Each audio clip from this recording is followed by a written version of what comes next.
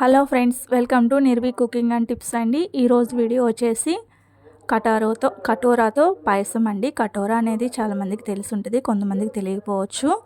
దీనివల్ల చాలా ఉపయోగాలు ఉన్నాయండి. కటోరా తీసుకోవటం వల్ల వేడి అనేది నిమిషాల్లో తగ్గిపోతుంది. ఒంట్లో వేడి అనేది, అలాగే మలబద్ధకం రాకుండా మూత్ర సమస్యలకు కూడా చాలా ఉపయోగపడుతుందండి. దీనివల్ల చాలా ఉపయోగాలు ఉన్నాయి. డెఫినెట్గా ఈ రకంగా ట్రై చేసి చూడండి. కటోరా వాటర్ తాగొచ్చు, అలాగే డ్రింక్లో కలుపుకొని తాగొచ్చు. ఇలా పాయసం రూపంలో అయినా చిన్నపిల్లలు తెలియకుండా పెడితే చాలా ఇష్టంగా తింటారండి, చిన్నపిల్లలు పెద్దవాళ్ళు కూడా. డెఫినెట్గా మీకు నచ్చినట్టయితే ఈ విధంగా ఒకసారి ట్రై చేసి చూడండి. దానికోసం నేను ఇక్కడ కటోరా తీసుకుంటున్నానండి. 1 స్పూన్ కటోరా తీసుకొని ముందు రోజు నైటే నానబెట్టుకుంటున్నాను. 1 స్పూన్ కటోరాకే చాలా అవుతుందండి నానితే, జిగురు అనేది చాలా వస్తుంది. మార్నింగ్ అది కూడా చూపిస్తాను నేను నానిన తర్వాత ఎలా ఉంటుందనేది. ఇక్కడ నేను 1 స్పూన్ మాత్రమే తీసుకుంటున్నాను. 1 స్పూన్కి ఇది మునిగేంత వరకు వాటర్ పోసుకోవాలండి. బాగా పోసుకొని మూత పెట్టేసి పక్కన పెట్టేసుకోండి. ఇది మార్నింగ్కి మంచిగా తయారవుతుంది.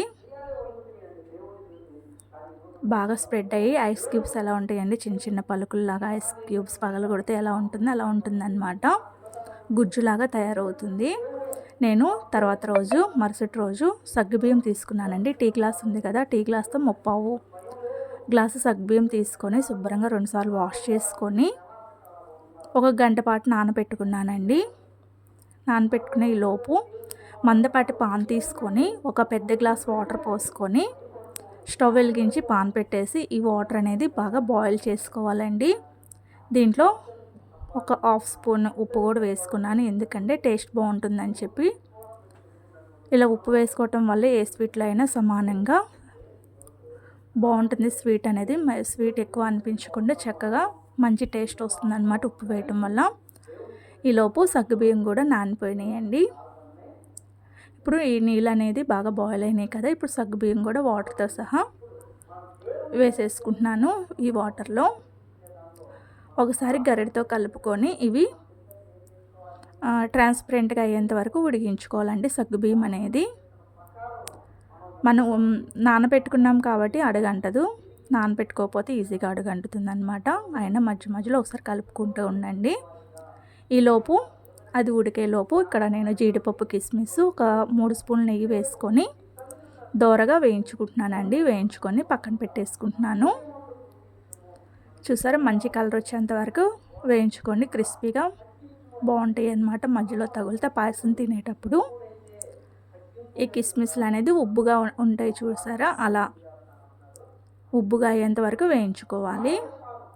ఇలా వేయించుకున్న డ్రై ఫ్రూట్స్ని పూర్తిగా ఆరబెట్టేసుకోండి, స్టవ్ ఆఫ్ చేసేసి. ఈలోపు నేను సగ్గుబియ్యం అనేది ఉడికిందో లేదో చూస్తున్నానండి. ఇది స్టవ్ ఆఫ్ చేసేసాను కదా, ఇక్కడ పక్కన కూడా సగ్గుబియ్యం ఆల్మోస్ట్ ఉడికిపోయింది. చూసారా, ట్రాన్స్పరెంట్గా వచ్చేసింది కదా. ఇప్పుడు మనకి రుచికి తగినంత, తీపికి తగినంత బెల్లం వేసుకోవాలండి. 3/4 సగ్గుబియ్యం తీసుకుంటే 1 కప్పు బెల్లం తీసుకోవాలండి. మీరు కొలతలుగా ఏదైతే పెట్టుకుంటారో ఆ విధంగా చెప్తున్నాను నేను. ఇక్కడైతే నేను గ్లాస్తో తీసుకుంటున్నాను కాబట్టి 3/4 గ్లాసు సగ్గుబియ్యానికి 1 గ్లాసు బెల్లం నేను వేసేసుకున్నాను. బెల్లం తురుము ఉంటే అది వేసుకున్నాను అనమాట. ఇది బాగా కలుపుకోవాలి. కలుపుకున్న తర్వాత స్టవ్ ఆఫ్ చేసేసుకొని ఏ గ్లాస్ అయితే తీసుకున్నానో అదే గ్లాస్తో కాచి చల్లార్చిన పాలు నేను వేసుకుంటున్నానండి. స్టవ్ ఆఫ్ చేసుకొని మాత్రమే వేసుకోవాలి, లేదా పాలు ఇరిగిపోయే ఛాన్సెస్ ఉంటాయి. ఎందుకంటే బెల్లం ఉంది కదా, బెల్లంలో పాలు వేసుకుంటే ఇరిగిపోయే ఛాన్సెస్ ఉంటాయి అన్నమాట. స్టవ్ డెఫినెట్గా ఆఫ్ చేసేసి పాలు కలుపుకోండి. అలాగే ముందుగా ముందుగా ఫ్రై చేసి పెట్టుకున్న జీడిపప్పు, కిస్మిస్ ఉన్నాయి కదండి, అవి కూడా వేసుకొని నేను కలుపుకుంటున్నాను.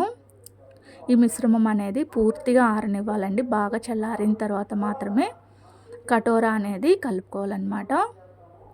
చూసారా, ఇక్కడ పూర్తిగా ఆరిపోయిందండి. నేను ఒక గాజు బౌల్ తీసుకొని దాంట్లోకి ఈ పాయసం అనేది వేసుకుంటున్నాను. చూసారా, ఒక బౌల్లోకి వేసుకున్నాను. ఇప్పుడు రెడీ చేసి పెట్టుకున్న కటోరా ఉంది కదండి, ముందు రోజు నానబెట్టుకున్న కటోరా అనేది ఇక్కడ నేను చూపిస్తాను. చూసారా, ఐస్ క్యూబ్స్ కనుక చిన్న చిన్న ముక్కలుగా ఉంటే ఎలా ఉంటుంది, అలా ఉంది కదండి. ఇప్పుడు ఈ కటోరా అనేది ఈ పాయసంలో కలుపుకోవాలి. ఈ పాయసంలో వేసేసుకొని గరిటతో మంచిగా కలుపుకోవాలి, మంచిగా కలిసేలాగా. ఇది తినేటప్పుడు మధ్య మధ్యలో తగిలితే చాలా బాగుంటుందండి, కాకపోతే సప్పగా ఉంటుంది. కాబట్టి ఇలాంటి స్వీటుల్లో వేసుకుంటే కటోరా బాగుంటుంది. మామూలుగా డ్రింకుల వాటర్లో కలుపుకొని తాగితే సప్పగా ఉంటుందండి. ఇలా సుగంధ అలాంటి వాటిలో కూడా కలుపుకోవచ్చు, బాగుంటుంది. ఇప్పుడు నేను సర్వింగ్ బౌల్లో తీసుకుంటున్నాను. 2 కప్స్ తీసుకొని ఇలా సర్వ్ చేసుకుంటున్నాను. చిన్నపిల్లలు కూడా చాలా ఇష్టంగా తింటారండి. అసలు కటోరా వేసామని కూడా వాళ్ళకి తెలియకుండా చాలా ఇష్టంగా తినేస్తారు. వేడి అనేది చాలా త్వరగా తగ్గిపోతుంది. సమ్మర్లో డెఫినెట్గా ఇలా కటోరా తీసుకోవడం చాలా మంచిదండి. డెఫినెట్గా ఒకసారి ట్రై చేసి చూడండి, మీకు కూడా నచ్చుతుంది. ఈ పాయసం అనేది మీ ఇంటిల్లిపాదికి డెఫినెట్గా నచ్చి తీరుతుందండి. ఇలాంటి వీడియోల కోసం మా ఛానల్ సబ్స్క్రైబ్ చేసుకోండి, లైక్ చేయండి, షేర్ చేయండి. మరిన్ని వీడియోల కోసం నేను మీ ముందుకు వస్తూ ఉంటానండి. Please like, share and subscribe. Thank you.